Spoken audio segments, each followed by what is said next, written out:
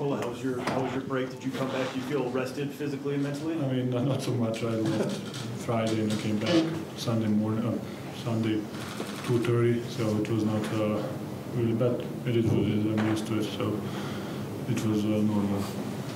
Do you think it affected you anyway?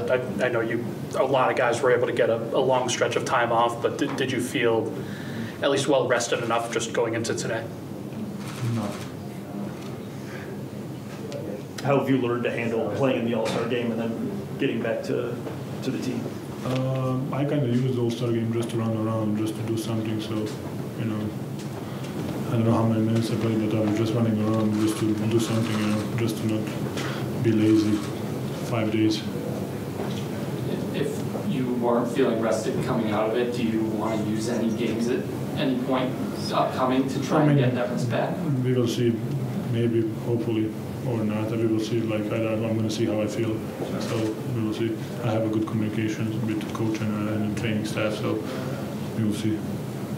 How do you think the team approached this first game coming back out of the AllStar break? Good. It was defense was great first half. We felt a little bit winded, like we felt like out of condition. But I think we pushed the pace and then we kind of break that. And then after we were feeling good. Third quarter, of course, was a little bit bad for us. They scored 34 points, but you know that happens. As we finished the game really well, and we won the game. Zeke had a really good game going into the break, which can be tough to sort of keep a rhythm going after that. But what did you sort of think of his minutes coming out? Yeah, he was good. He was good. The defense was really good. He was really good. He had a couple blocks, right? He had four blocks. He was on the glass. He was just you felt his energy and his presence while he is playing. Nikola, we're here. Just being the third player in the NBA history to have a triple-double against any other team, what does that mean to you? I mean, it was, like I always say, it was just something after I finished career legacy milestone. Like, I'm going to move back, and I would say that's a really cool thing to do. Did you know going into tonight that was the only team you had never gotten one against? Yeah, I mean, I remember when we played over there, that they told me that, so. How did you think Peyton and Christian, just coming off the bench, they had a lot of great defensive activity tonight? I think they both played good. They both played good. Christian first double, and he was helping us on the glass, of course, and Pivot was really good at defense. He's a really good defender, you know. He can guard multiple positions, and he never quits, and he has a great length and a great mindset. So they were really good today. What sort of progress and improvement have you seen from Payton defensively this season? I mean, just knowing who you're playing against, I think that's going to be the main key.